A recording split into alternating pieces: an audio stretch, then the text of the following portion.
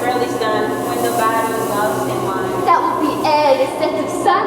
Where the place on the earth. There to meet us Macbeth. I come, Grey Malkin. Adam calls. Anon. Fair is foul and foul is fair. Hover through the fine and filthy air.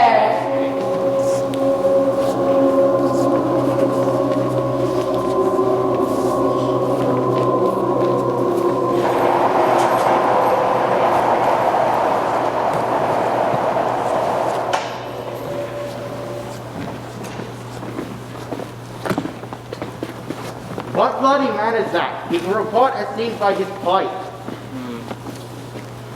This is the sergeant who, like a good and hardy soldier, fought against my captivity. Hail, brave friend! Say to the king, the knowledge of the broil as thou didst leave it.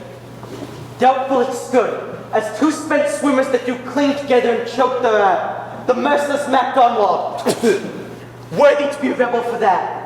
The multiplying villainies of nature that do swarm upon him from western isles of kerns and gallaglasses is supplied. And fortune, upon his damned coral smiling, showed like a rebel's horde. Pause to weep for brave Macbeth, who disdaining fortune with brandished steel, which smoked a bloody execution.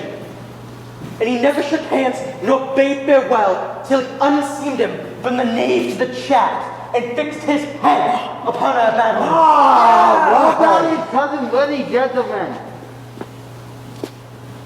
Shipwrecking storms and dive with thunders break. As for that comfort, where comfort seems to come, discomfort swells. Mark, King of Scotland, mark. No sooner than had justice prevailed with valid arms, discomfort came with the Norwegian lord, who, surveying advantage, with furbished arms and fresh assaults of men, began a new assault. Did this not dismay our captains Macbeth and Banquo? Yes, as sparrows, eagles, or the hare, the lion. They were as cannons, overcharged with double cracks, so they doubly redoubled their strokes upon the foe. Except they expected to bathe in reeking wounds or mesmerize another Golgotha. But I am faint. My gashes cry for help. Your words speak as loudly as your wounds and show your honor. Go get him, sergeants.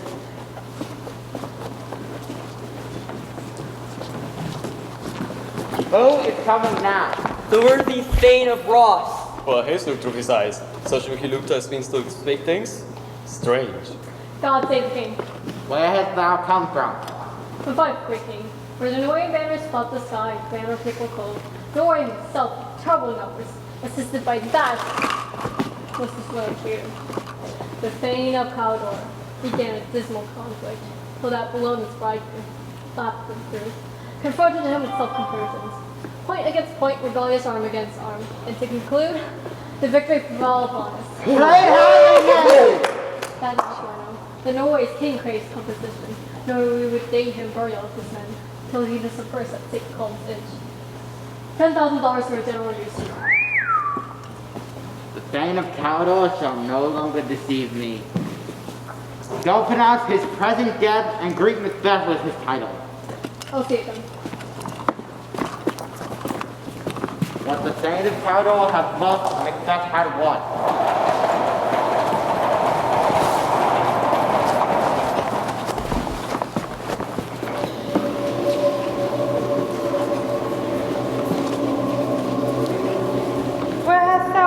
Sister, Sister, where thou? I was walking and I saw a sailor's wife with chestnuts in her lap, and she munched and munched and munched. Give me, quoth I, a rot thee wench, the rump-fed running cry. Her husband's to a leper, master of the tiger, and with the sieve I'll tether sail. Like a rat without a tail, I'll do, and I'll do. I will give thee a weed. Art thou kind? And I another. And I myself have all the other, and the very ports they blow, and the wind that they know. I'll run them dry dry as hay. He'll neither sleep night nor day. And yet his bark might be lost. It shall be tempest tossed. Sisters, look what I have. Show me, show me. Here I have a pilot stone, wrapped at home when we did come. A drum. Macbeth.com. Weird sisters, hand in hand, posters of the sea and land, thus to go about, thrice to thine, and thrice to mine, and thrice again to make up nine. Peace. The charms wound up.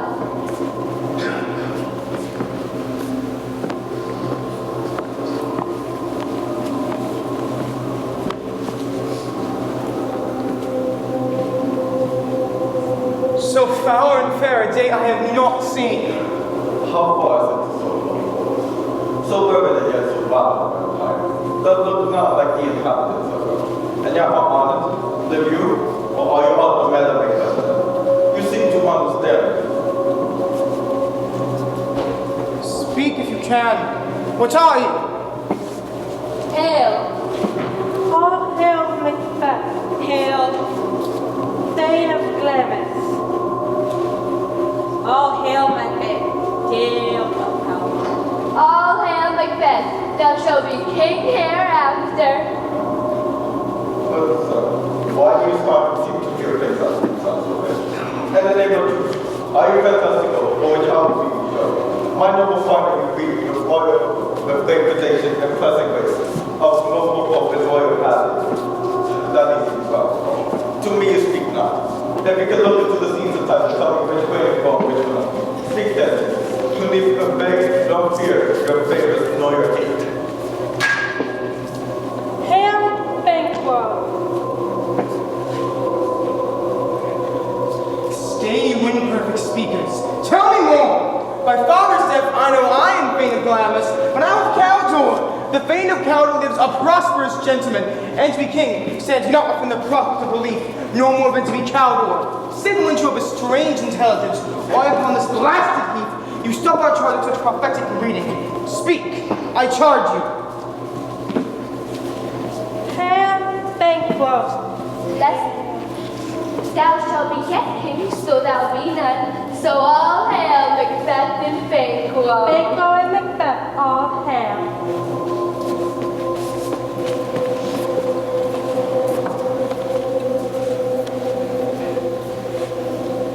They have disappeared into the air, and what seems corporeal melted. Would they have stayed? The air follows. As the water. Where are you banished? Your children shall be kings, You shall be king. and Thane of Caldor too. Was it not so? This is self-saying to the first. Who's here?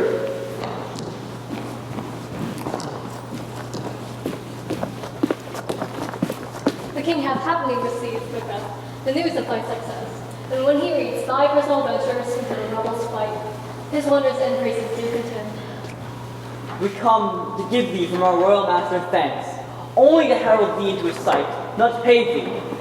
And for a greater honor, he bade thee call thee, Thane of Caldor. Hail, worthy Thane, for it is thine. The Thane of Caldor lives. Why do you dress me in borrowed robes? Who is the Thane that lives yet, but under heavy judgment, bears a life which he deserves to lose? Whether he was combined with those of Norway, or did help the lying rule with hidden vantage, or that with both he labored in his country's wreck, I know not. But treason's capital, confessed and proved, have overthrown him. Glamis and Thane of Caldor, the greatest is behind. Gentlemen, I thank you for your pains. Do you know what? Your children shall be kings, when those who gave the title of Thane of Caldor to me promised no less to them. That, my name is Lord. After the time, to let us forward, the instruments of dark travel to truth. To understand all, to the truth, and deepest heart. Cousins, the word I pray you. Two truths are told as happy prologues of a swelling act of the imperial theme. I thank you, gentlemen. This supernatural system cannot be good, cannot be ill, if ill. why have you given me earnest of success? I am Thane of Caldor! If good, why do you to that horrid image which doth unfix my hair, make my seated heart knock against my ribs? Present fears are less than horrible imaginings. My fight, whose murder is yet but fantastic, shakes so my single state of man, which is smothered in sunrise, and is nothing but what is not. If chance will have me king, my chance may crown me without my stare. Come what, come may, time and hour run through the roughest day. Forgive me, gentlemen, my dull brain was wrought with things forgotten. Let us toward the king. Think upon what I've chanced, and at the interim having weighed the moment, in due time let us speak our free hearts to each other. So then enough. Come, friends!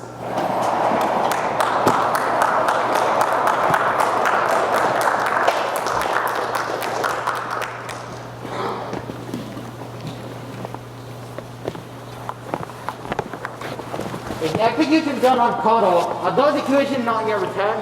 My liege, they have not yet come back, but I did speak with Lunasan Dai, who told me that he very frankly confessed his treasons and implored your highness's pardon and took forth to keep repentance. Nothing in his life became of him like believing it. He died as one who was studied in his death to throw away the dear thing he owed, as for a careless trifle. No one can ever tell what someone's thinking by just looking at their face. He was a gentleman on whom I built an absolute trust.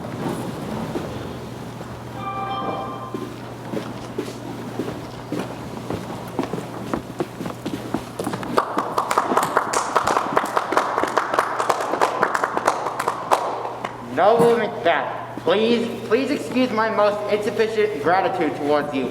Your honors have gone so fast that my thanks and payment can barely keep up.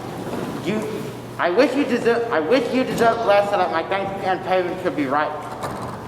The service and the loyalty I owe, and doing it pays itself. Your highness's part is to receive our duties, and our duties are to your state, throne, and children, who do what they should, but do the same towards everything towards your love and honor. Noble Banquo, you are just as worthy. Let me embrace you and consider you a close friend.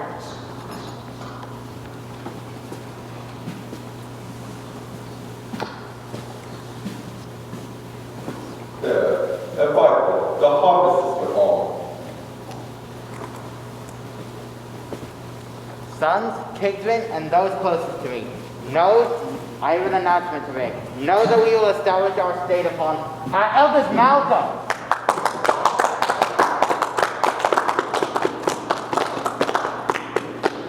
But do know that those in honor will not be forgotten. Their titles will come down like shining stars. The rest is labor which is not used to me.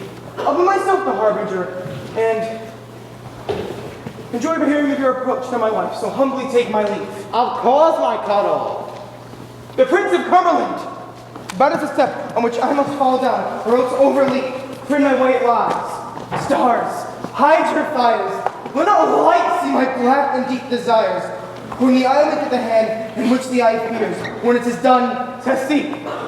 Noble Banquo, Macbeth is a gentleman. I am fed, it is a banquet to me. Let's follow him.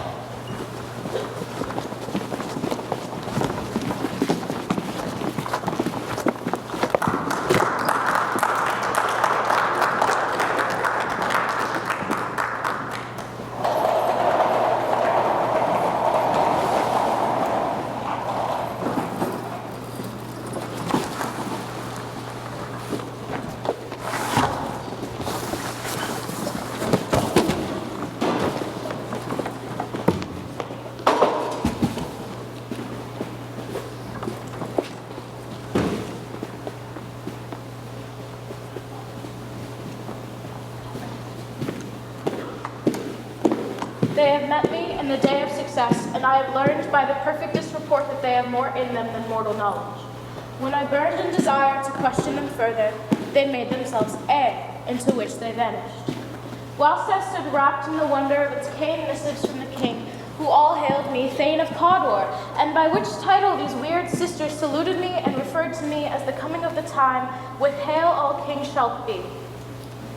This how I felt good to deliver thee, my dearest partner of greatness. but thou mightest not lose the dues of rejoicing of what greatness is promised thee. Lay it to thy heart, and farewell. Land as thou art in Cawdor and shalt be what thou art promised, yet I do fear thy nature.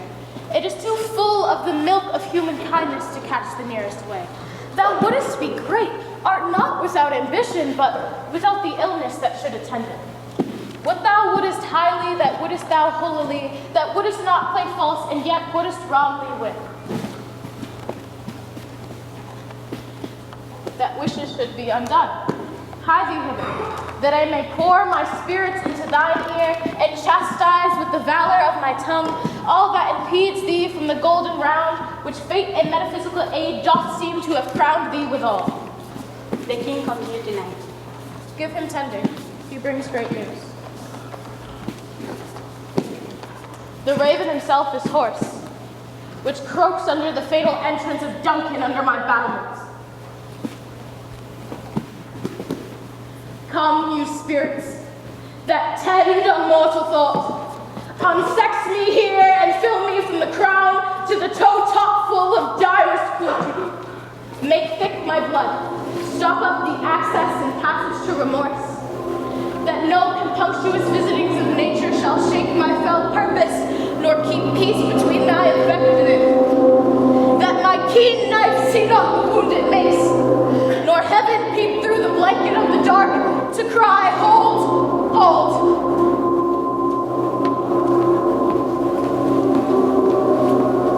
Great Glamis, worthy Cawdor, greater than the both by the all hail hereafter, thy letters have transported me beyond this ignorant present, and now I feel that our future is in the instant. My dearest love, Duncan comes here tonight. And one goes hence. Tomorrow as he purposes. Oh, never shall sun that morrow see. Your face, my thane, is as a book where men may read strange matters. Beguile the time, look like the time.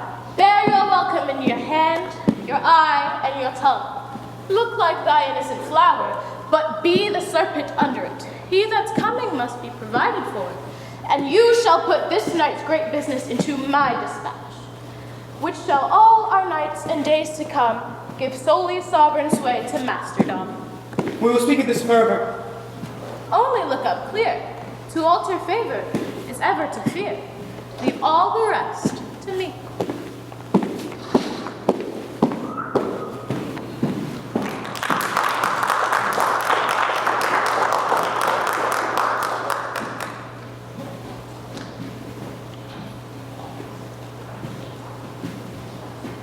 This castle has a pleasant scene.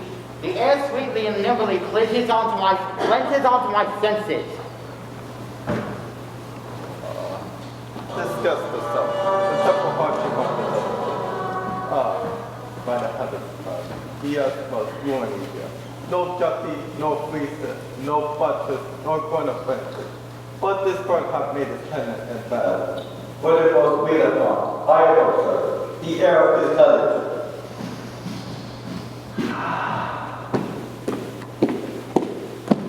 See, honored hostess.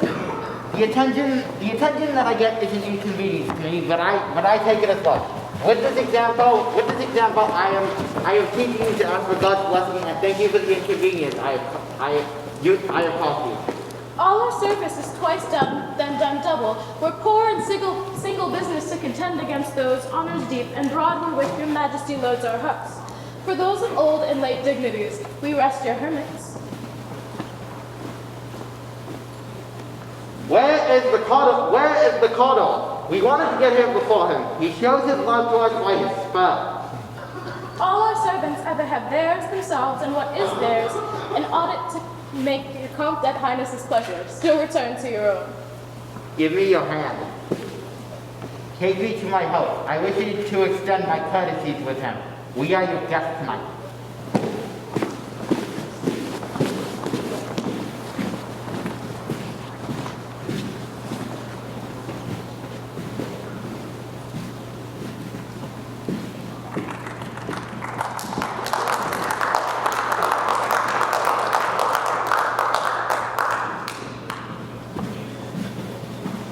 We're done when 'tis done. Well, we're done quickly. If the assassination could trail up the consequence and catch with his success that with this blow might be all and end all here. But here, upon this bank and shoal of time, we jump the life to come. We still have judgment here, and will teach bloody instructions, which being taught, were turned to plague the inventor. This even-handed justice commends the ingredients of our own poison chalice to our own lips. He's here in double trust. First, I am his kinsman and his subject, strong bolt against the deed. Then, as his host, who should against his murderer shut the door, not them and hide myself. Besides, this Duncan hath borne his faculties so meek, hath been so clear in the virtues of his great office, that his will plead like angels, trumpet-tongued, against the deep damnation of his taking off, in pity, like a naked newborn babe, striding the blast, or heaven's cherubim horsed upon the sightless corners of the air, shall blow the horror deed, and every eye, but tears shall drown the wind.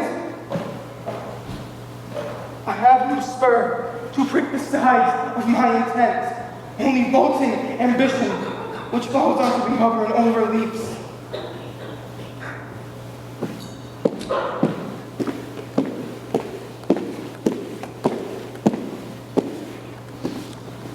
What news? He has almost supped. Why have you left the chamber? Hath he asked for me? No, you not. He has. We will proceed no further in this business. He hath offered me of late, and I brought golden opinions from all sorts of people, which should now be worn in their newest gloss, not cast aside so soon. Was the hope drunk wherein you dressed yourself? Hath it slept since, and it wakes now, to look so green and pale at what it did so freely? From this time, such I account thy love. Art thou afeard to act in thine own desire, and live a coward in thine own esteem, letting I dare not wait upon I would, like the poor cat in the adage? Prithee, peace. I dare do what may become a man. Who dares do more is none. What beast was it then that made you break this enterprise to me? When you durst do it, then you were a man, and to be more than what you were, you would be so much more than man. Nor time nor place did then adhere, and yet they make both. I have nursed a child, and know how tender it is to love the babe that milks me. I would, as it was smiling in my face, have plucked my nipple from its boneless gums, and dashed its brains out, so I had sworn as you to have done this. If we should fail! Then we fail! But screw your courage to the sticking place and will not fail. When Duncan is asleep, whereto rather his day's hard journey shall soundly invite him, his two chamberlains with eye and wine and wassail so convince that memory, the warder of the brain, to be a few. What cannot you and I perform upon the unguarded Duncan with his two spongy officers that shall bear the guilt of our great quell? Bring forth men, children only. For I undoubted men shall compose nothing but males, will not be received. We have marked with blood those sleepy two of his own chamber, and use the very daggers that they had done it. Our griefs will clamor and roar upon his death. I am settled and bent up, each corporeal agent to this terrible feat. Away, and mock the time with fair show. False face must hide what the false heart doth know.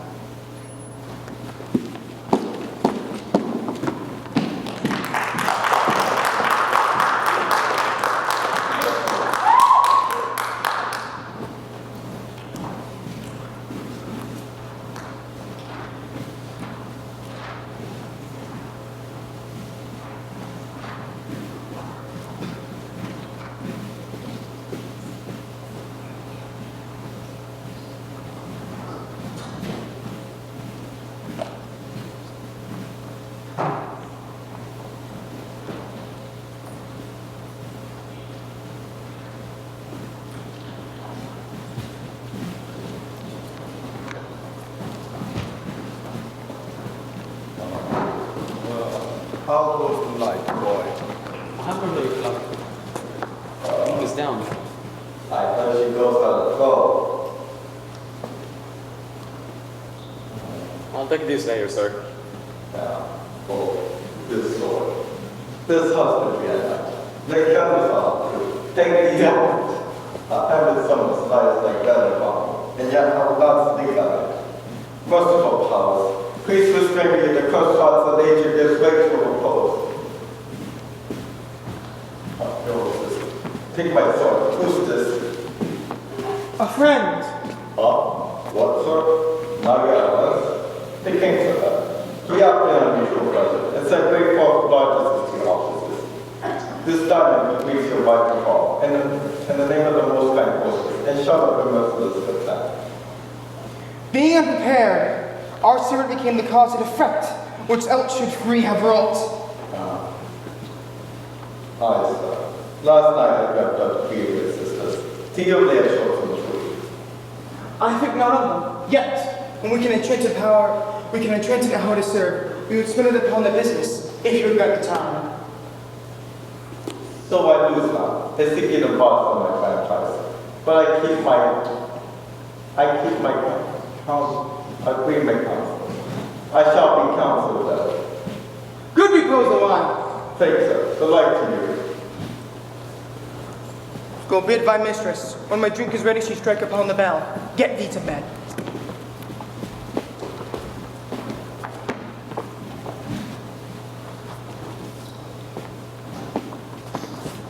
Is this a dagger which I see before me? The handle to my hand?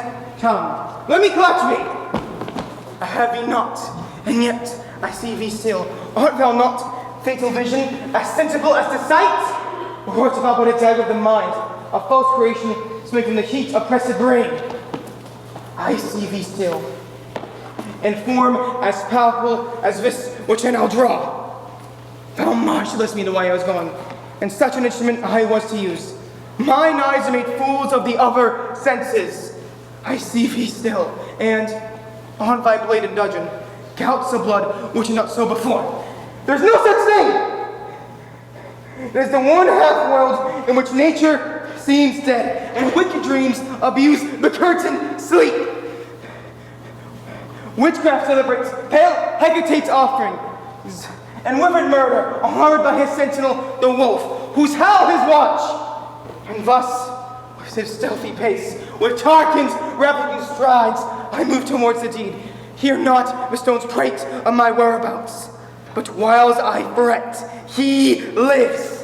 Words of a heat of deed, too cold breath gives. I go, and it is done. The bell invites me. Hear not, Duncan, for it is a knell that summons me to heaven or to hell.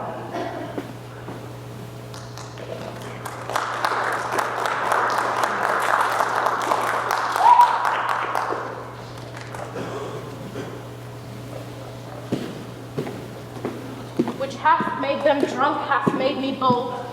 Which hath quenched them, hath given me fire. Hark. Peace.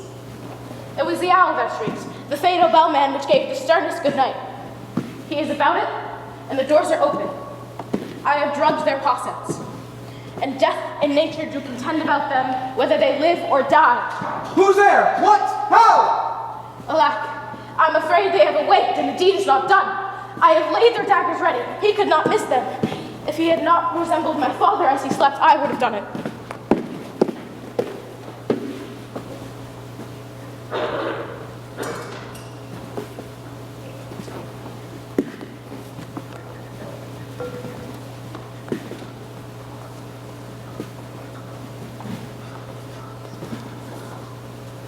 My husband. I have done the deed. Didst thou not hear a noise? I heard the owl scream and the crickets cry. Did you not speak? When? Now. As I descended? I. Hark! Who lined the second chamber? Donovan. This is a sorry sight. Foolish thought to say a sorry sight. There was one did laugh in his sleep, and one cried, murder! That they did wake each other. I stood and heard them, and addressed them again to sleep. There are two lodged together. One cried, God bless us, and amen the other, as they had seen me with these hangman's hands. I could not say amen when they did say, God bless us. Consider it not so deeply. Wherefore could I not pronounce amen? I had most need of blessing, and amen stuck in my throat. Methought I heard a voice cry, sleep no more, Macbeth does murder sleep, the innocent sleep, Sleep is the raveled sleep of care, the death of each day's life, sore labor's bath, the balm of hurt minds, chief nurturer, and life's feast. But in them, nature's copy is not a turn. But still it cried to of a house, sleep no more, but Glamis hath murdered sleep, and therefore Caldor shall sleep no more, Macbeth shall sleep no more. Why, worthy they, you do unbend your noble strength to fix so brain-sickly of things. Go and get some water and wash that filthy witness off your hands. Why did you bring the daggers from that place? They must lie there. Go and smear the sleepy grooms with blood. I'll go not. I am afraid to think what I have done. Look on it again? I dare not. And firm a purpose. Give me the daggers. The sleeping and the dead are but as pictures. 'Tis the eye of childhood that fears a painted devil.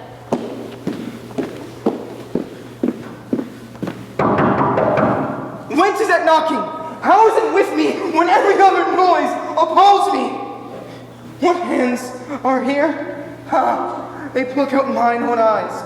Will all great Neptune's ocean wash this blood from my hand? No. It's my hand, or rather the multitudinous sea incarnadine, making the green one red.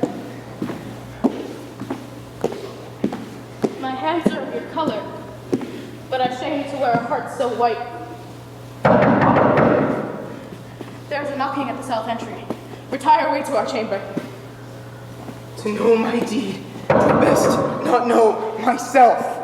Wake Duncan with thy knocking. I would if thou couldst.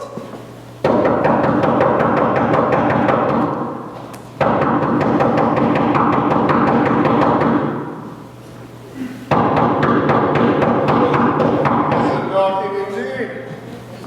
If man were a porter, without gate, he'd have old turn to the key. Knock, knock, knock.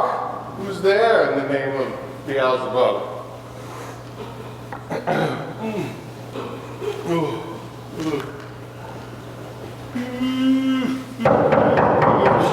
Knock, knock, knock. Who's there in the other devil's name? Faith, here's an equivocator who could swear in both scales against either scale, who committed treason enough for God's sake, yet could not equivocate to heaven. Oh, come in, equivocator. Knock, knock, knock. Who's there? Faith, an English tailor has come hither for stealing out of a French hose. Come in, tailor. Here you may roast your goose. Knock, knock. Who's there? I had thought this place to be hell, but it's too cold for hell. I will double porter it no further. I had thought to let some in from all professions that go the primrose rose to the everlasting bonfire. On and on.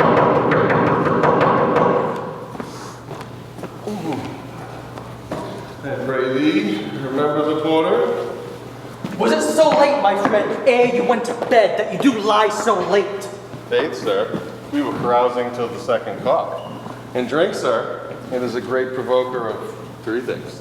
What three things does drink especially provoke? Marry, sir, nose painting, sleep, and urine. Lechery, sir, it provokes and it unprovokes. Provokes the desire, takes away the performance. Therefore, lechery can be said to be an equivocator with drink. It makes him and it mars him, puts him on and takes him off, persuades him and disheartens him, makes him stand to, or not stand to. In conclusion, equivocates him to sleep and giving him the lie, leaves him. I believe drink gave thee the lie last night. Yeah, it did, sir. In the very throat of me. But I requited him for his lie, and I think, being too strong for him, though he took up my legs sometimes, I made a shift to cast it. Is thy master stirring? A knocking has awakened him. Here he comes. Good morrow, noble son. Good morrow, both. Is the king stirring, worthy thane? Not yet. He did command me to call timely upon him, and I had almost slipped the hour. How take you to him? 'Tis a joyful trouble to you, but yet 'tis one.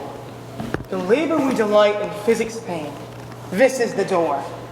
I'll make so bold as to call. 'Tis my limited service. Does the king hence today? He does. He did appoint so. And I have been in Troy, where relay or chimneys were blown down, and big crowds made scream of death. Some say the air was feverish and did shake. 'Twas a rough night. My young remembrance cannot parallel a fellow to it. Oh, horror! Horror! Horror! Tongue nor heart cannot conceive nor name thee! What's the matter? Most sacrilegious murder hath broke ope this most anointed temple. Confusion hath made its masterpiece, and stolen hence the life of the building. What is it you say? The life? Mean you, His Majesty? Approach the chamber and destroy your sight with a new gorgon. Do not bid me speak. See, and then speak yourselves. Ring the alarm bell! Murder and treason! Banquo and Donalbain! Malcolm, awake! Shake off this downsy sleep, death's counterfeit, and look at death itself! Up, up, and see the great doom's image! Rise as from your graves to countenance this horror! Ring the bell! What is the business that such a hideous trumpet calls to parley of the sleepers of this house? Speak! Speak! 'Tis not for you to hear what I can repeat. The words fell in a woman's ear would murder as it fell. Oh, Banquo! Banquo! Our royal master's murdered!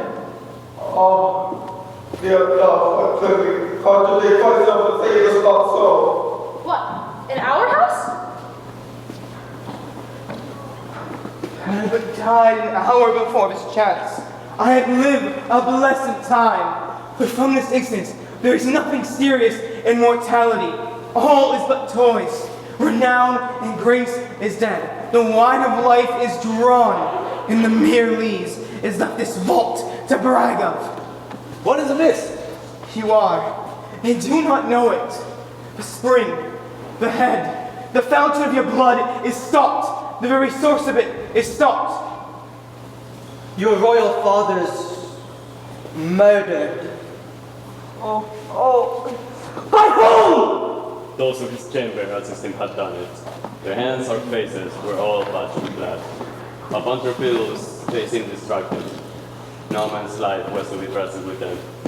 Oh yeah, do repent me my fury, but I did kill them. Wherefore did you so?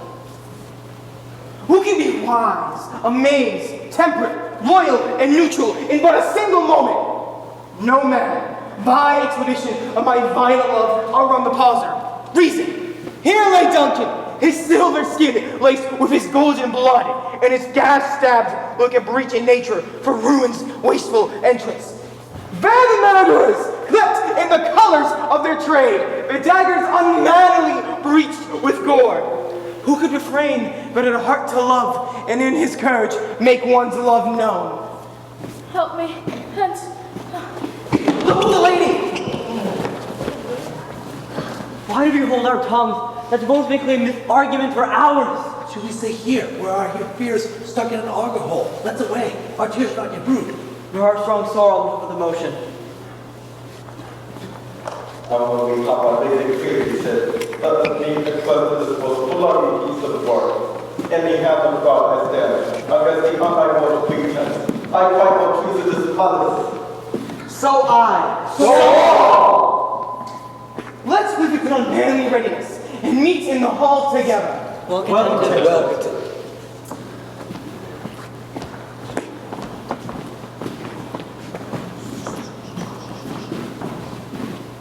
What will you do? Let's not consort with them. To show an untold sorrow is an offering to the false men of easy. I'll to England. And to Ireland I. My separated fortunes will keep us both the safer. Where we are, this daggers have been smiles. Nearer in blood than nearer bloody. This murderous shaft that shot hath not yet lightened. And our safest ways were the aim. Therefore the horse, and it began to fleet taking, but shift away. There's wanton theft that seals itself, when there's no mercy left.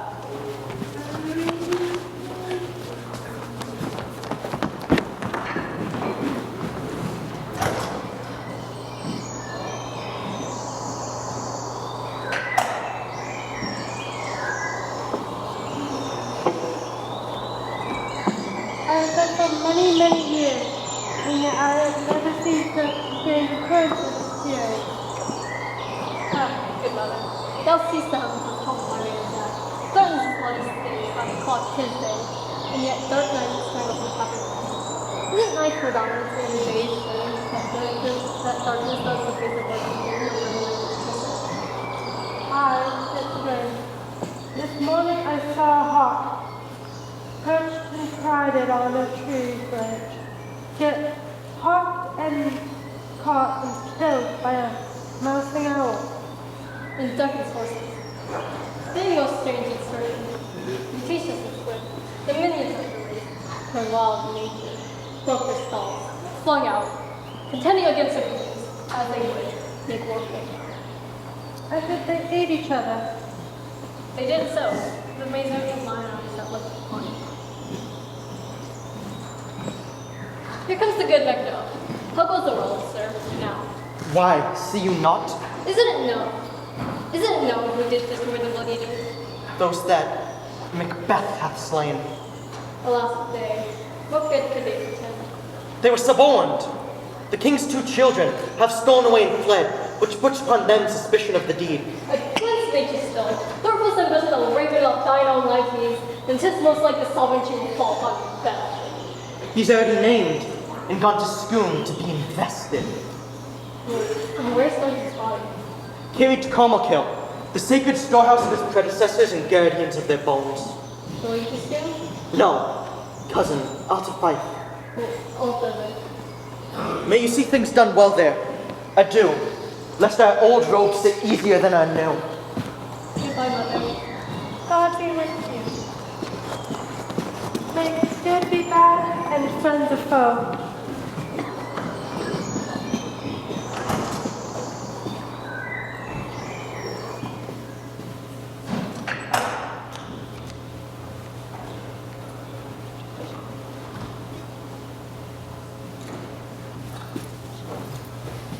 Far past the now.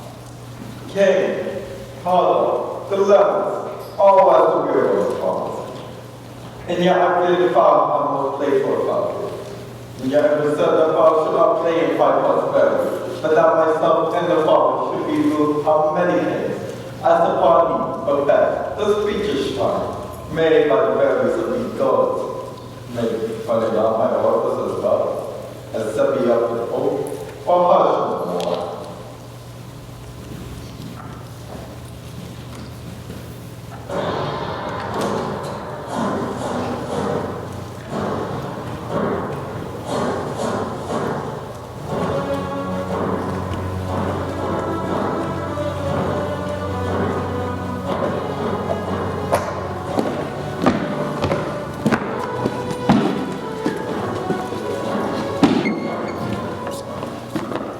Viva Macbeth! Viva Macbeth! Viva Macbeth! Viva Macbeth!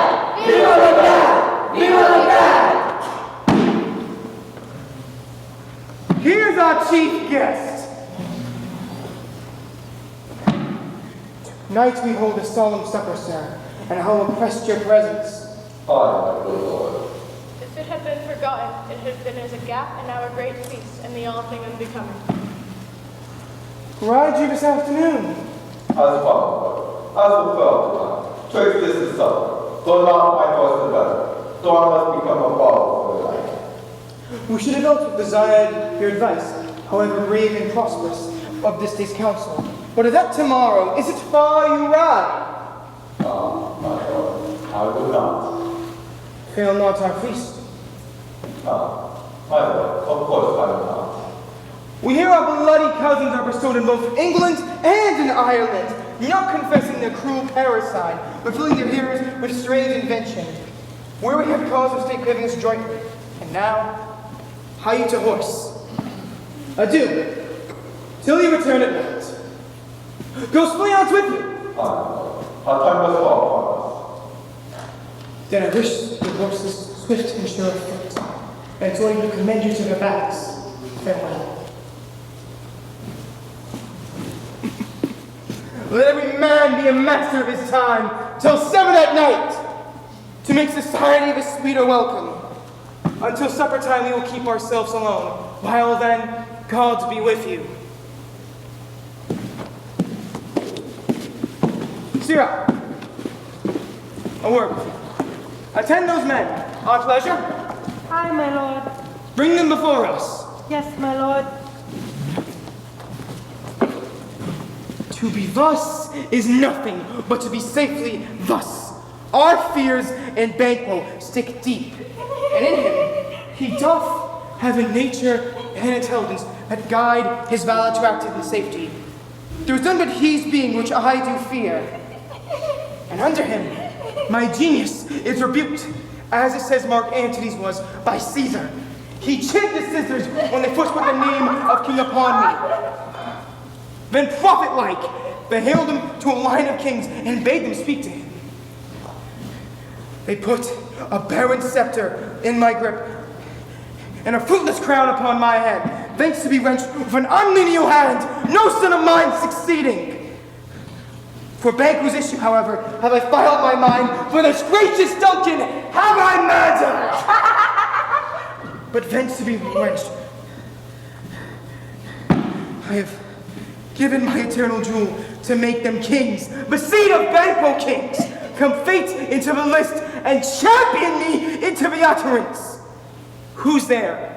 Come in without them.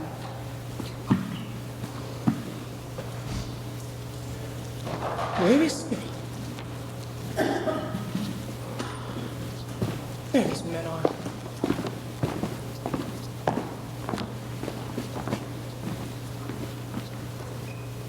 Was it not yesterday we spoke together? It was so pleased, my lord. Well then now, have you considered my speeches?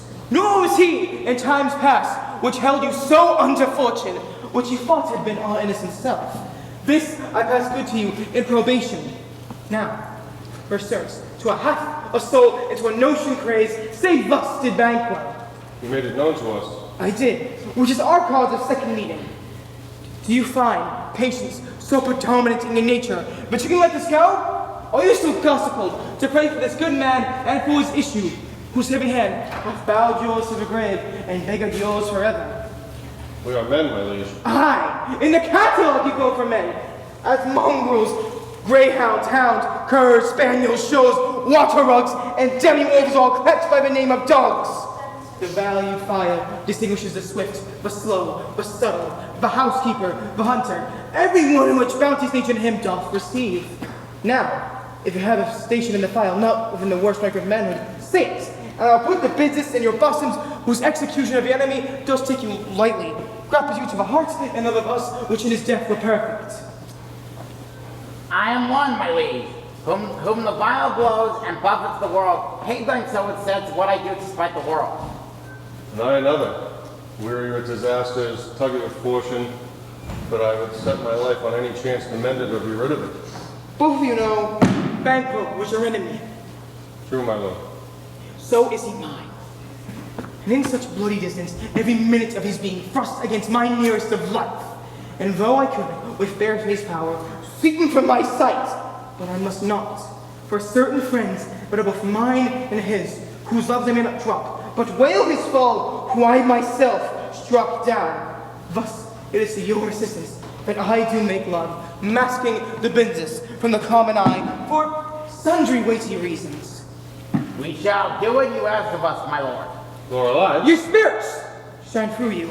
Within this hour at most, I would advise you where to plant yourselves. Acquaint you with the perfect spy of the time, the moment on it, for it must be done tonight, and something from the dark palace, and to leave no rubs or botches in his work.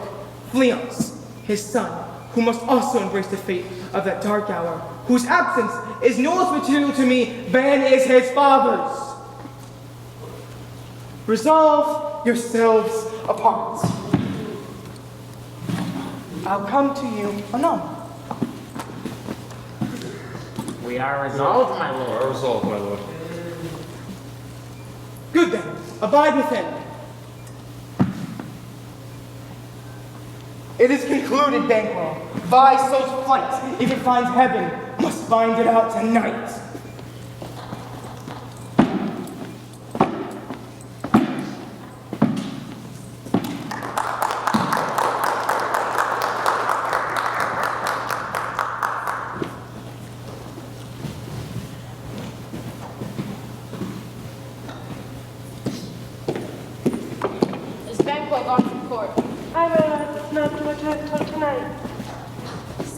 king, I will attend his leisure for a few words. Yes, Mother Queen. Naught's had, and all is spent, where our desire is got without content. 'Tis safer to be than which we destroy, than by destruction dwell in doubtful joy. How now, my lord? Why do you keep alone? The sorriest of fancies with these thoughts should have died with them. What's done is done.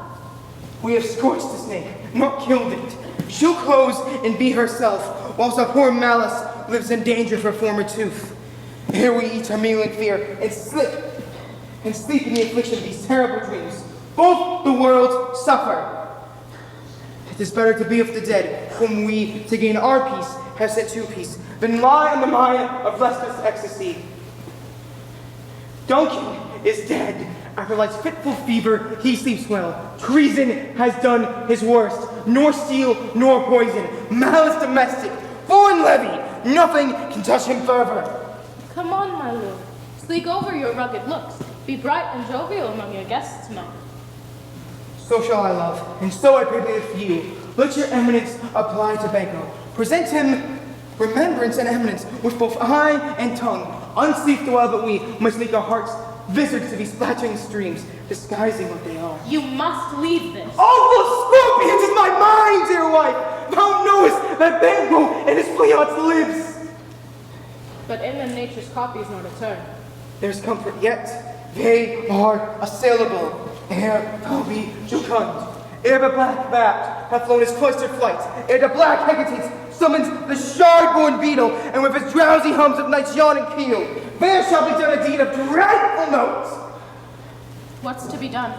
Be innocent to the knowledge, dearest Chuck, till thou applaud the deed. Come, sealing night, scope the tender eye of pitiful day, and with thy bloody and invisible hand, cancel and tear to pieces that great bond which keeps me pale. Light thickens, and the crow make wing to the rooky wood. Good things of day begin to droop and drowse, while night's black invasions to their praise do rouse. How marvelous at my words. Let me hold thee still. Things bad themselves make them strong by ale. So prithee, go with me.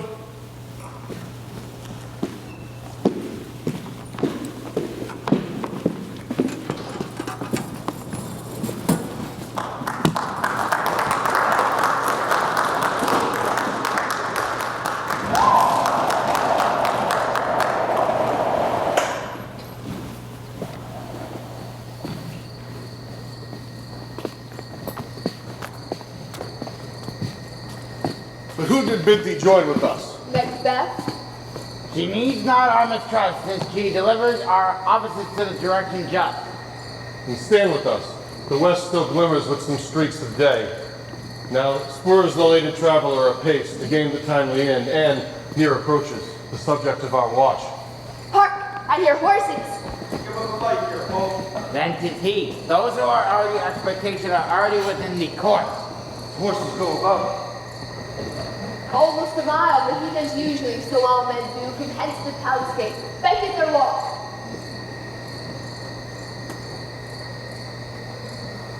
Alive! Alive! Tis he! Stand to it.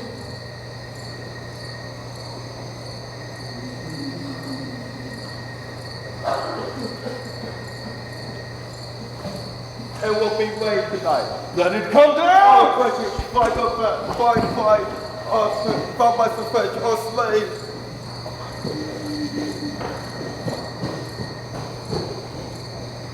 Will you strike out the lights? Is it not the way? There's but one down, the sun is fled. That's not half of our fare. Well, let's away and say how much is done.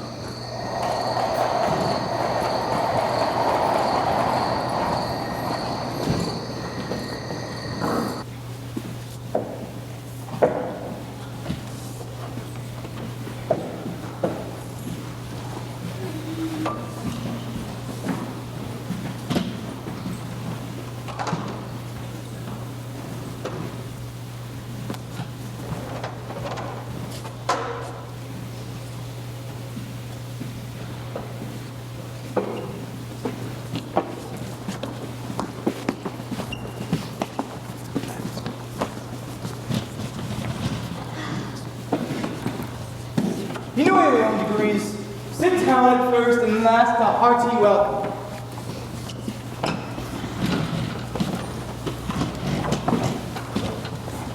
Ourselves will mingle with society and play the humble host.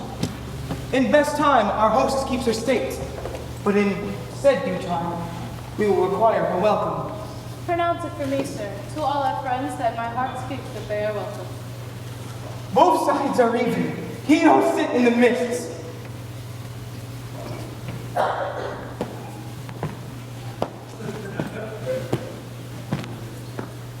Be large and mirth, a humble drink and measure, the table round. There's blood upon thy face. 'Tis Banquo's man. 'Tis better be without than he within. Is he dispatched? His throat is cut that I did for him. Thou art the best of the cutthroats. Yet I trust thou did the like for Fleance. If thou didst it, thou art the nonpareil. Most royal sir, Fleance is escaped. There comes my fit again. I was behold as a marble, founded as a rock, as broad and general as the casing air. But now I am confined, cribbed, cabined, confined to saucy doubts and fears. But Banquo's safe. Yes, he is in it. He resides in a ditch with 20 gashes on his head. Thanks for that. There the prone serpent lies. The worm that's fled in time will venom breed. Get thee gone. Tomorrow we'll hear ourselves again.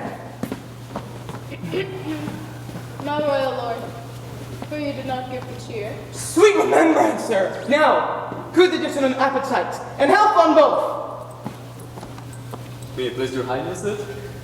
Here had we now sit in our country's honored roof, for with a great person of our Banquo present, who may ever challenge for unkindness than pity from his chance. His office. Please explain upon his promise. Please advise. To grace us with your royal company. The table's full. Here's a place myself, sir. Where? Here, I'll go out. Which one of you have done this? Which one of you have done this? Thou canst say, I did it. Never shake by going locks at me. Gentlemen, rise. His highness is alone. Sit, worthy friends. Your lord hath and often must bend from his knees. I pray you, sleep and feed and regard him. Are you a man? Aye, and a bold one. That's your looking which might appall the devil! And firm of purpose.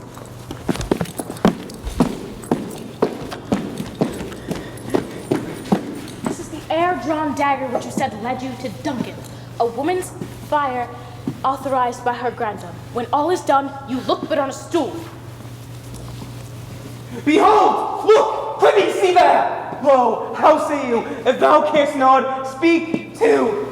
If charnel house then graves my symbols were buried back, a monument should be the morals of kites!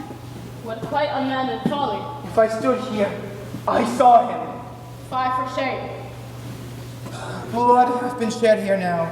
In the olden time, the brain were out and the men would die. But now they rise again with 20 mortal murders on their crowns and push us from our stools.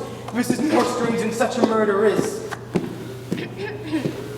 My royal lord, your noble friends do lack you. Do not muse at me, my most worthy friends, for I have a strange infirmity, which is nothing to those that know me. Come, live in health to all. Here I'll sit down. Give me some wine, fill full. I drink to the general joy of the whole table, and to our dear friend Banquo, whom we miss. What do you are here? To him we first, and all to all. Our duties in the pledge. Avaunt and quit my sight! Thy blood is marrowless, thy bones are cold! Thou hast the speculation in the eyes thou dost glare with. How dare you? How dare you? What man dare I dare? Approach it thou like the rugged Russian bear, the armed rhinoceros, the hairy tiger. Take any form of that, and my firm nerves shall never tremble, or be alive again. And damn me to the desert with thy sword, if trembling I have it then. Protest me, the baby of a girl, unsent, on no mockery! Shut up! My soul being gone, I'm a man again. Pray you sit still.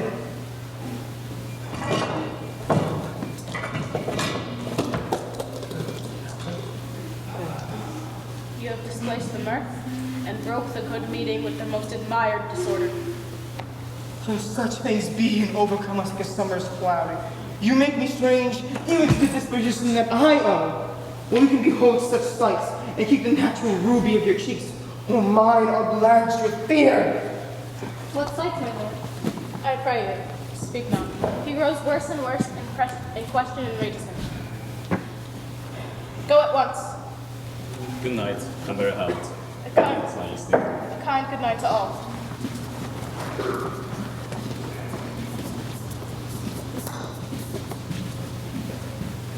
Blood will have blood, they say.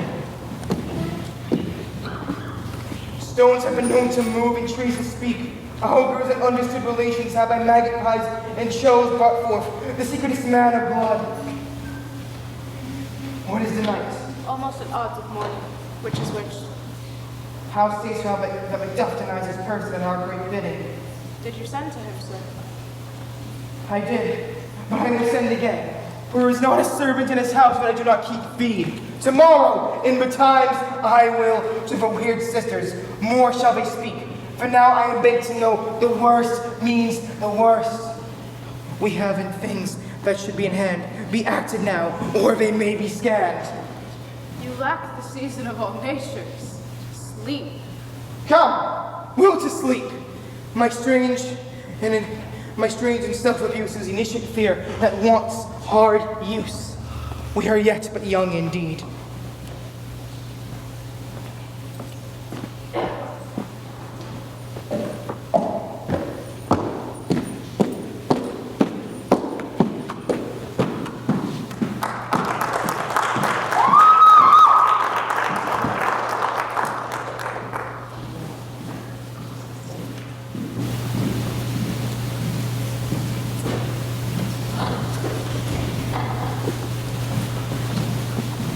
Former speeches have a Hebrew thoughts, which and prefer pardon. Only as they times have been strangely born. Since Duncan's murder, Banquo's dead, and Flint fled, matters have been only getting worse. And Macbeth is in great despair. Do you know which is best in himself? The son of Duncan, from whom this tart called Cathedra, lives in the English court, and is received most pious Edward with such grace that the love and support him and takes from his high respect. Thither Macbeth has gone to pray faith to the king.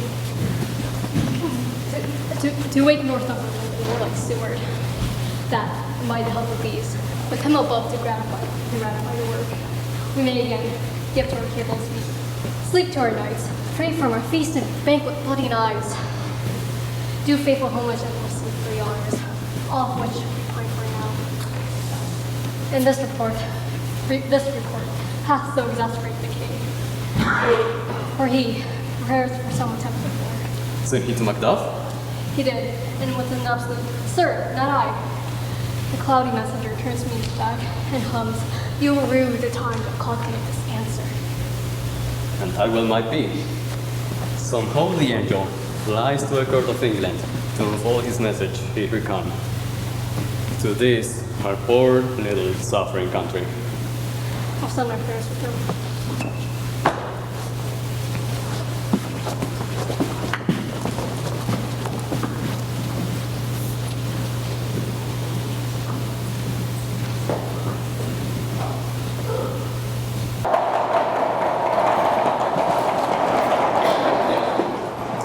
Tap the burn, tap, tap down.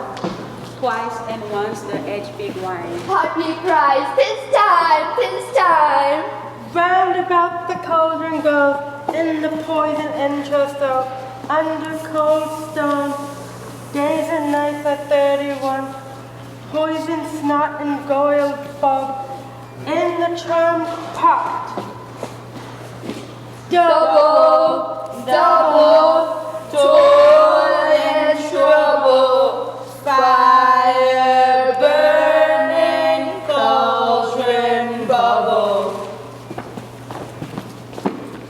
silhouette of a fenny snake, and the cauldron boiling big, eye of nut and toe of frog, Adam's fork and blanks from wing, azure leg and lizard's wings, and the hellboy cauldron bubble for a charm full of trouble. Double, double, toil and trouble, fire, burning, cauldron, bubble. Scale of dragon, tooth of a wolf, witch's mummy, mind gulf, of the raven, salt sea shark, rooted hemlock, dick in the dark, liver, blastling Jew, gall of goat and slips of you, slivered in a moon's eclipse, nose of turpentine lips, finger, bird, strangle, babe, ditch delivered by a drab, make the gruel thick outside, but dare to a tiger's charger for the ingredients of our cauldron. Double, double, toil and trouble, fire, burning, cauldron, bubble. The baboon's blood. Now a potion is ready. To the flicking of my tongue, some things you can come this way. May the door open its lock. How now? You see it black in midnight hags. What is it you do? A deed without a name. I conjure by that which you profess, however you come to know it. Will you untie the winds, let them fight against the churches? Will a yeasty wave confound and swallow navigation up? Will bladed corn be lodged and trees blown down? Will castles topple on the warders' heads? Will palaces and pyramids do slow? And to return to nature's Germans, even till destruction sicken? Answer me to what I ask you! Speak! Demand! Will answer. Whether you hear from our mouth or from our masters. Call him. Let me see him. In the cauldron bubbling boil, I am new in toil of trouble. I of moment ere sun, summon thee for none. Come high or low, thyself in office deftly show.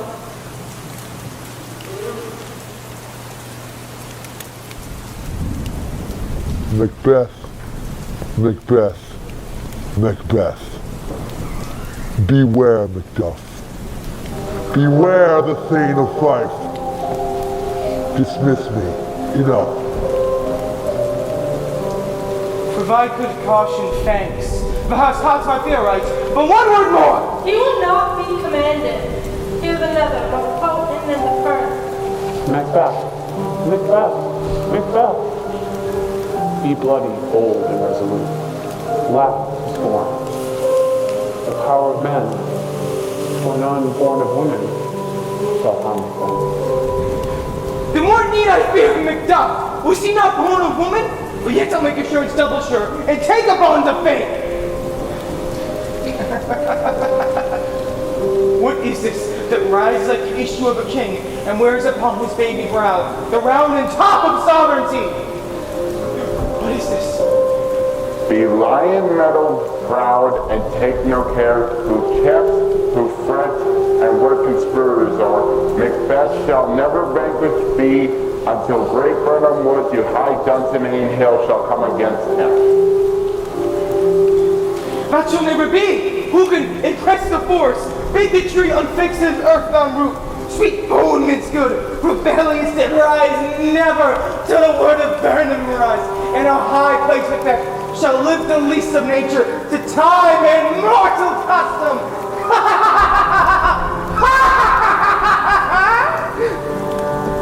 For my heart throbs to know one thing. Shall Banquo's issue ever reign in this kingdom? Seek to know no more. I will be satisfied. Deny me this, and eternal curse shall fall upon you.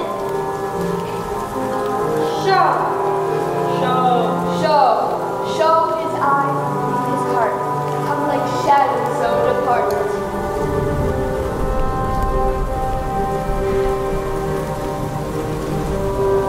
Thou art so like a spirit of Banquo. Down! Thy crown to steer my eyeballs, and thy other, round brow, a third like the first, a fourth like the former. Filthy eyes, why do you show me this? A fourth Stark's eyes! Mine might have stretched to the crack of doom. A 6? A 7? I'll see no more. And yet an ape appears who bears the glass and shows me many more. Now I see it is true. For the blood vulture Banquo smiles upon me and points at them for his. With this eye accursed stands in the calendar, coming without there. Was your dress well? Saw you the weird sisters. No, my lord. Came they not by you? No, indeed, my lord. Infected be the air who were on their ride, and damned all those that trust them! Although I did hear the galloping of horse. Who was it came by? These 2 or 3, my lord, that came with a message. But thou hast fled to England. Fled to England? Aye, my good lord. Time, thou anticipest my dread exploits. For the flighty purpose is never overtook. But from this moment, the very first things in my heart shall be the very first things in my hands. The castle Macbeth I will surprise.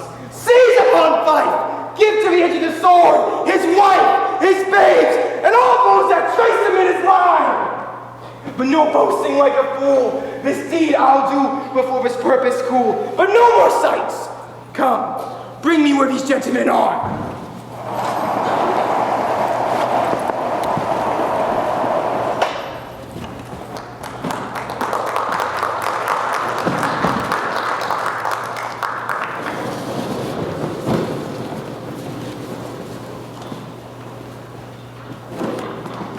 Let us seek out some desolate shade, and there leave our sad bosoms empty. Let us rather hold fast the mortal sword, and like good men bestride our fallen birthdom. Each new morn, new widows howl, new orphans cry, new sorrows strike heaven on the face, that it did resound as if it felt with Scotland, and yelled out like a syllable of dollar. If I not believe I will wail, what no believe, and when I can redress. As I shall find the time, true friend, I will. What you have spoken, it may be so perchance. This tyrant who so lately loses our tongue was once left honest. He once left well. He hath not touched you yet. I am young, something you may observe of him through me, and in his wisdom, while for the weak, poor, innocent lamb to appease an angry God. I am not treacherous, but Macbeth is. A good and virtuous nature may recoil in an imperial charge, but I shall crave your pardon. That's what you are, as my thoughts cannot transpose. Angels are bright still, though the brightest fell. Though all things foul us wear the brows of grace, yet grace must still look so. I have lost my hopes. But yet even there I find my doubts. Why in that rawness left you wife and child, those precious motives, those strong not to love without leave-taking? I pray you, let not my jealousies be your dishonors, but mine own safeties. You may be rightly just. For I shall think. Bleed, bleed, poor country, victimly lend thou thy baseness for sure, but goodness dare not check thee. Wear thou thy wrongs, the title is a fear. Fare thee well, Lord. I would not be the villain that thou thinkst, not for the whole space in the tyrant's grasp, and the rich east to boot. Be not offended. I think not as an absolute fear of you. I think our country sinks beneath the yoke. It weeps, it bleeds, and each new day a gash is added to her wounds. I think with all her hand uplifted in my right, and here, from gracious England, have I offer of goodly thousands, but when I shall tread upon the tyrant's head, or wear upon my sword, my country shall know more vice than it had, more suffer, and more sundry ways ever before, by him that shall succeed. What should he be? It's myself, I mean, whose all the particulars of life so grafted, then when they will be opened, Black Macbeth was in his poor as snow, and the poor state to seem him as a lamb, being compared to my confineless arms. Not in the legions of horrid hell can come a devil more damned in sin to top Macbeth. I grant him bloody, luxurious, avaricious, false, deceitful, sudden, malicious, smacking of every sin that has a name. But there's no bottom, none in my voluptuousness. Your wives, your daughters, your matrons, and your maids would not fill up the cistern of my lust. And my desire, all continent impediments would overbear that did oppose my will. Better Macbeth than such a one to reign. Boundless intemperance in nature is a tyranny, hath caused the untimely emptying of the happy throne and fall of many kings. Yet do not fear to take upon what is yours, and convey your pleasures in spacious plenty, and yet seem so cold as the time would so hoodwink. We have willing dames enough. There cannot be that vulture in you to devour so many as would to greatness dedicate themselves, feeling it so inclined. With this there grows in my most ill-composed affection such a standard avarice, which were I king, I shall cut off the nobles from his lands, desire his jewels and this other's house, and my more high would be a sauce, make me hunger more. I should forge quarrels unjust against the good and loyal, destroying them for their wealth. This avarice sticks deeper, grows with more pernicious root than summer seeming lust, and hath been the sword of our slain kings. Yet do not fear, Scotland hath poisons enough to fill up your will, of your mere own. All this is portable, with other graces weighted. But I have none. These kingly coming graces as justice, verity, temperance, stableness, devotion, courage, patience, fortitude, bounty, perseverance, mercy. I have no relative that would abound in the division of each several crime acting in many ways. Nay, had I power, I should pour the sweet milk of concord into hell. Uproar the universal peace, confound all unity on earth. Oh, Scotland! Scotland! If such a one be fit to govern, speak. I am as I have spoken. Fit to govern? No, not to live. O nation miserable, with an untitled tyrant bloody scepter, when will thou see thy wholesome days again? For in the truest issue of the throne, the title stands accursed by his own interdiction, and does blaspheme his creed. Thy father was a most sainted king, and the queen that bore thee more often upon her knees than her feet died every day she lived. These evils thou appeased upon yourself have banished me from Scotland. Oh, my breast, thy hope ends here.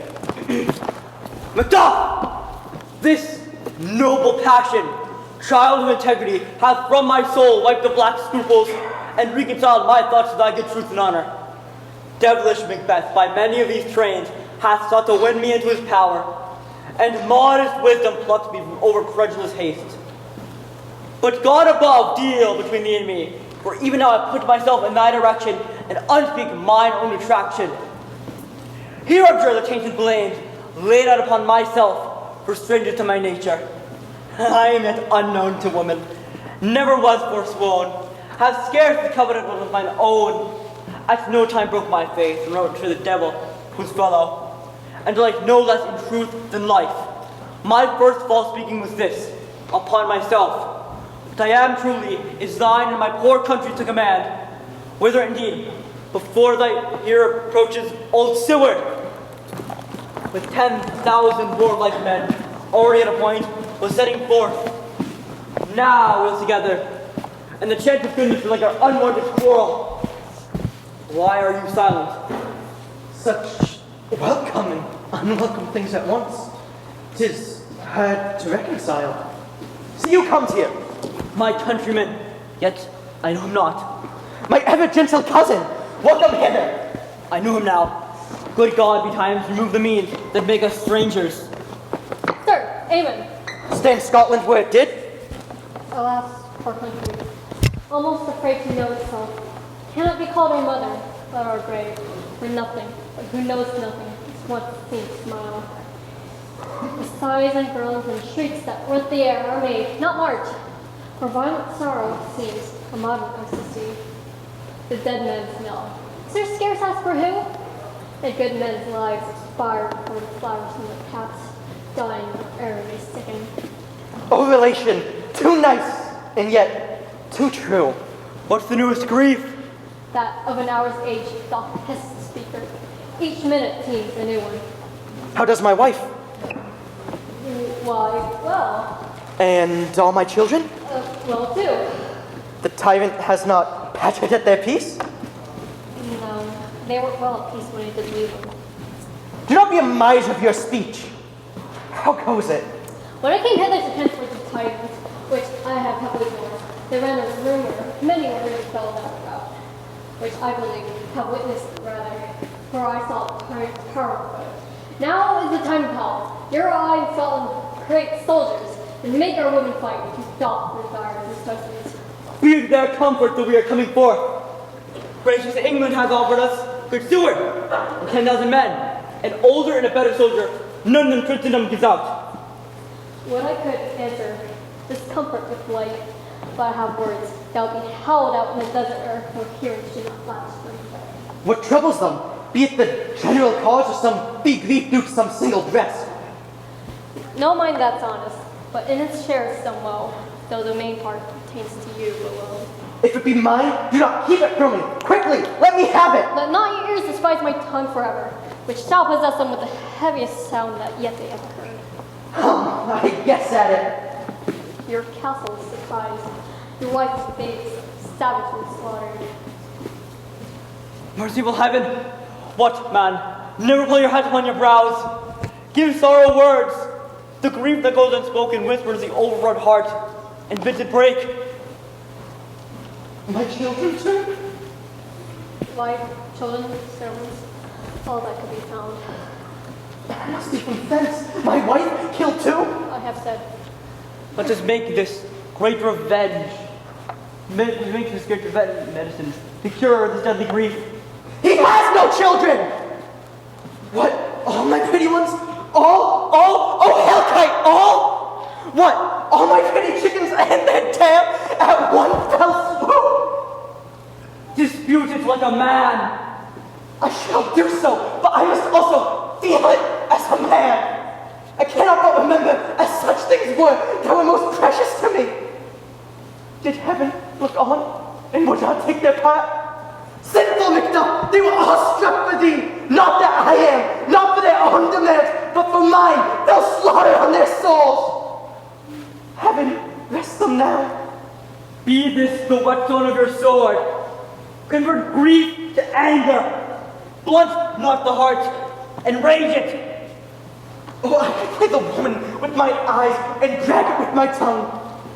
But gentle heavens, cut short all intermission, front to front. Bring thou and this fiend of Scotland together, and within my sword sling set him. And if he escapes, heaven, forgive him too.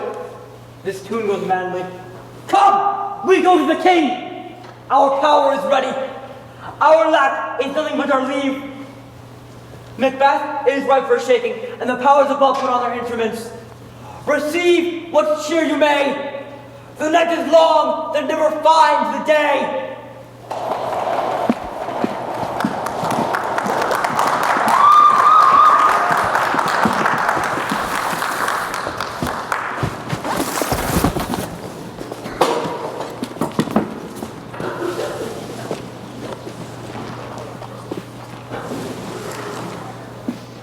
I spent two nights watching you, but kept pursuing no and your report. Where was it she lost the walk?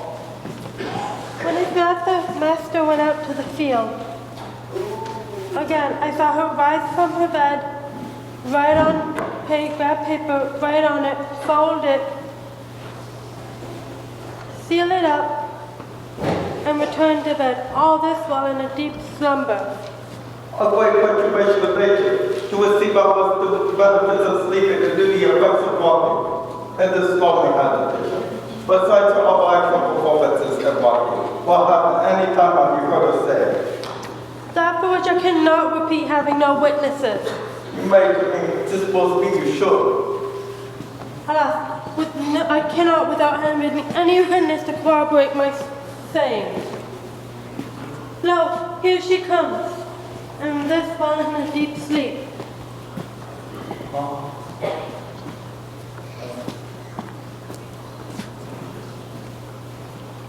Can't she fight that light? She has it by her continually. 'Tis her command. You see your eyes open. Aye, but her senses are shut. What is she doing now? Look at how she moves her hand.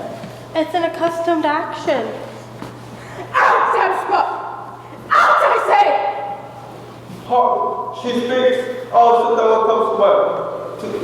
To satisfy my remembrance the most strongly. Thing of Fife had a wife. Where is she now? What? Will these hands never be clean? Do you mark that? Go. Get on your nightgown.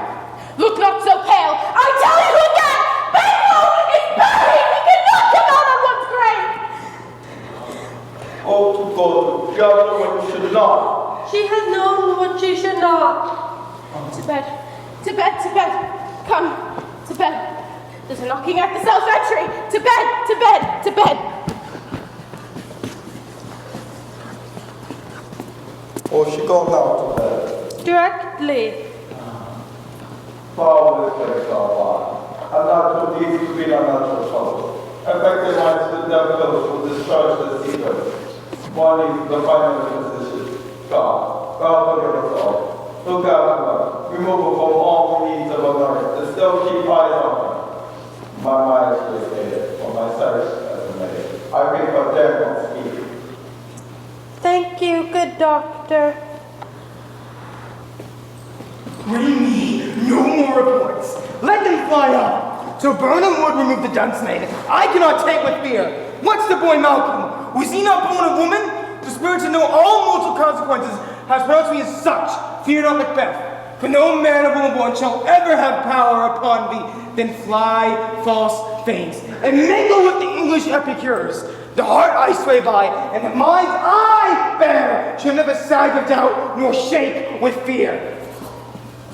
But devil damn me black, thou cream-faced loon, where goest thou that goose look? There, 10,000. Geese, villain! Soldiers, sir. Go over prick my face, and over thy fear, thou lily-livered girl. What soldier's patch? Death of thy soul! What soldier's white face? The English army.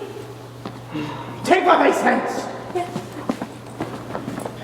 Satan, I say! This push will cheer me ever to seek me now when I behold Satan! I have lived long enough! My life is fallen into the sere, the yellow leaf, and what I should look to that which should accompany with old age, I must not look to have, but in their stead, curses, not loud but deep, not mouth honor, obedience, love our troops of friends. Satan! What's your gracious pleasure? What news more? All is confirmed, my lord, which was reported. I'll fight from my bone to my flesh be hacked. Fetch me my sword! Doctor, how goes your patient? Counsel sick man, as he is troubled with frequent fallacies that keep up on less.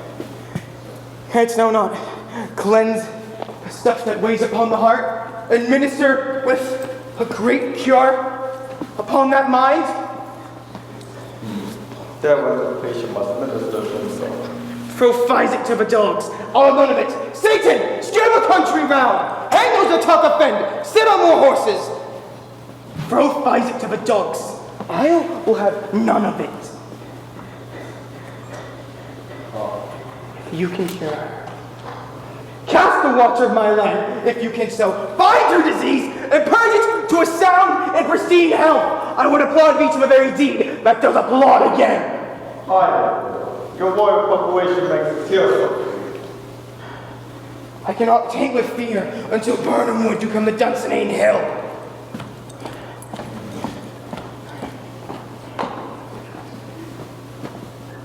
Oh, I would love to be here. Half for the dead should partner around me here.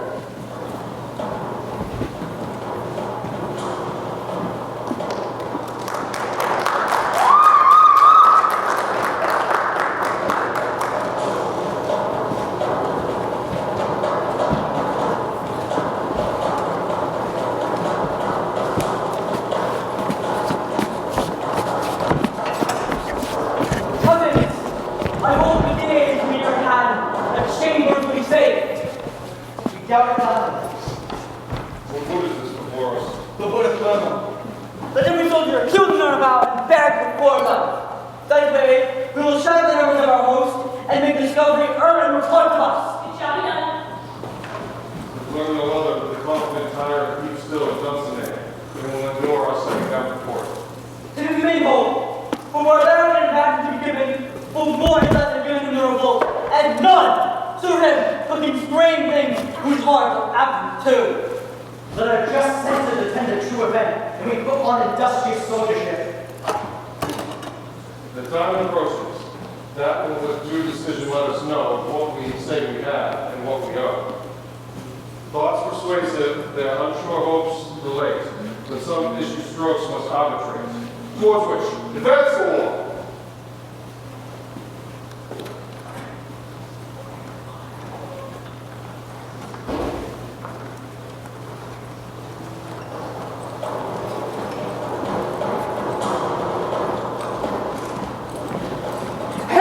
The outward wall. The cry is still, they come. Our castle strength will laugh the siege to scorn. Hear them lie until the famine and the egg will eat them up. We may not whip those that should be ours. We might make them dareful, beard to beard, and beat them backward home. What was that noise? It is the cry of woman, my good lord. Go find out where it was from. What time has been that, where my senses would have cooled to hear a night shriek, and my fell and tread a stir of hair would rouse. I have almost slept full of slaughter for my slaughter spots. Wherefore was that cry? The queen, my lord, is dead.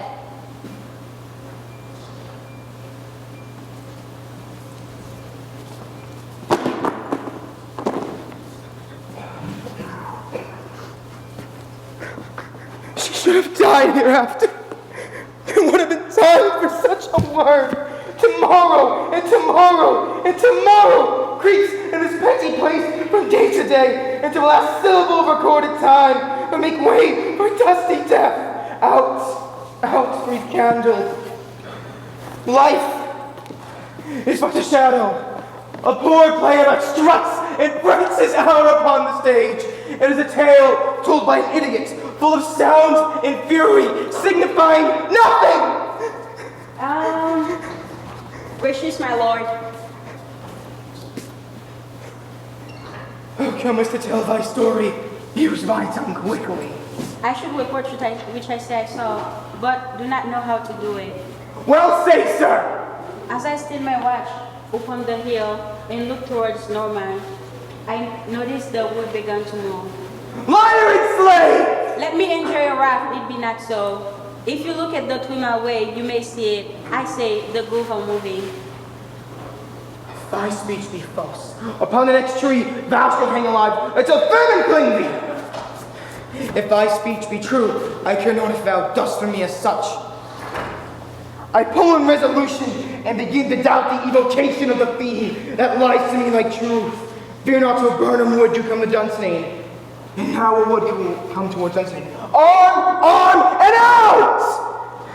If he which is not flying hence or tarrying here, I will begin to be aweary of the sun. And now I wish the one half state of the world were now undone. Ring your alarm bell! Blue wind, come rack! At least we'll die upon us on our back! Now near enough. Your legion screams, throw down, and show like those you are! You, worthy uncle, shall with my cousin, your right noble daughter, lead our battle. Worthy Macbeth and we shall take upon what else remains to do, according to our order. Fare you well. Do we but find the tyrant's power tonight? Let us be beaten if we cannot fight. Make all our trumpets speak. Give them all breath, those clamorous harbingers of blood and death.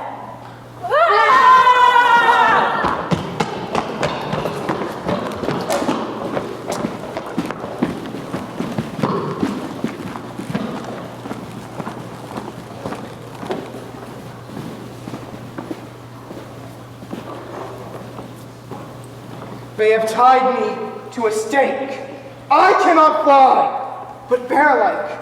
I must fight the course. Who is he who was not born of woman? Such a one I am to fear, or none. What is thy name? Thou be afraid to hear it. No, though thou callest thyself a hotter name than any is in hell. My name's Macbeth. The devil himself cannot pronounce a title more hateful to mine ear. No! No more fearful. Thou liest, the poor tyrant. With my sword, I'll prove the lie thou speaks.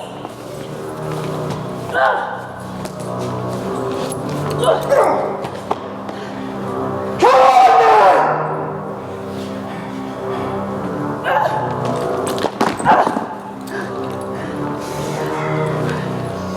Thou wast born of woman!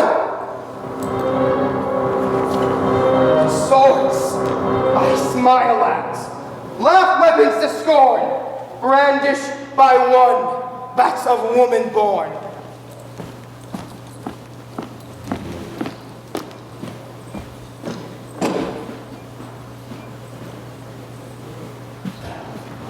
This way the noises! Tyrant, show thy face! If thou be slain, and with no stroke of mine, my wife and children's ghosts will haunt me still. I cannot strike at wretched kerns whose arms are hired to bear their stabs. Either thou, Macbeth, or I sheath my unbladdered blade again, undeeded. There he must be, this great clatter of the greatest note. Let me find him, fortune, and more I ask of thee not.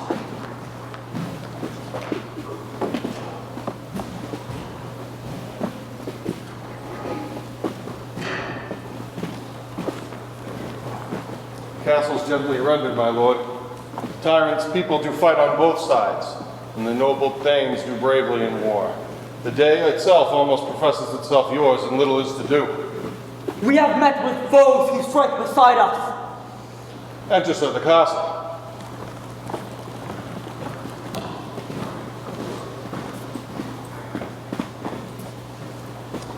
Retreat, my lord! Retreat!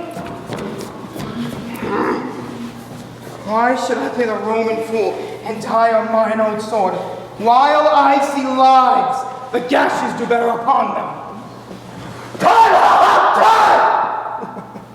Of all men else I have avoided thee, but get thee back! My soul too much charged with the blood of thine already. I have no words. My voice is in my sword. Thou bloodier terms than terms can give thee out.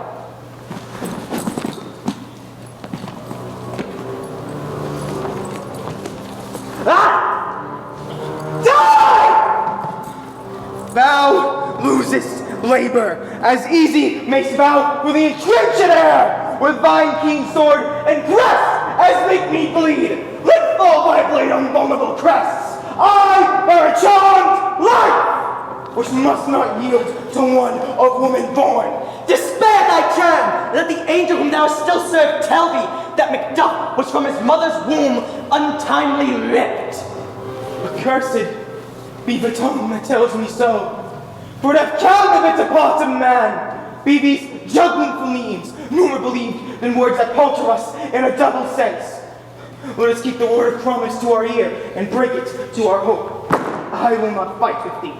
Then yield thee, coward! And let me the show and gaze the time, as our rarer monsters are, painted against the pole, and under it, here, you may see the tyrant.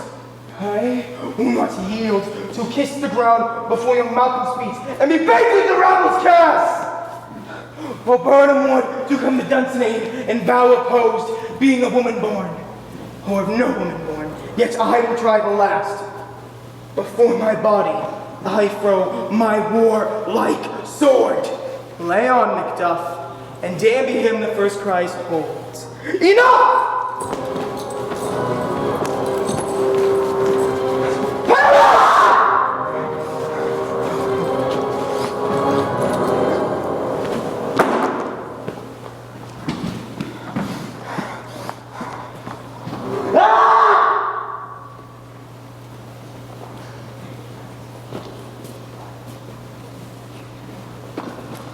I would the friends we missed were safe arrived. Some must go off, and yet by these I see, so great a day is cheaply bought. Macduff is missing, and your noble daughter. Your daughter, my lord, has paid a soldier's debt. She's dead? I am brought off the battlefield. Let not your sorrow be measured by her worth, for then it hath no end. Had she her hurts before? I, undefiled. God be with her. Had I as many daughters as I have hairs, I would not wish for them a fairer death. And so her knell is knolled. She's worth more of her sorrow, and that I'll spend for her. She's worth no more. She parted well and paid her score, and so God be with her. Here comes newer comfort. Hail, King! For so thou art. Behold, where stands the accursed usurper's head. I see thee compassed with thy kingdom's pearls, which speak salutations in my mind, and whose voices I desire aloud with mine. Hail, King of Scotland! Hail, King of Scotland! We will not spend a large extent of time before we reckon with your several loves, and make us even with you, my faithful kinsmen. Henceforth, be earls, the first that ever Scotland has had an honor named. What's more to do? That will be plenty with the time, as we call home our exiled friends abroad, who fled the snares of watchful tyranny. Losing forth the cruel ministers of the dead butcher and his fiend-like queen, who as 'tis thought, by self and violent hands, took off her life. This, and what needful else that should call upon us by the grace of grace, will be performed in time, measure, and place. So, think you all at once, and to each one whom we invite to see us proud at Scone.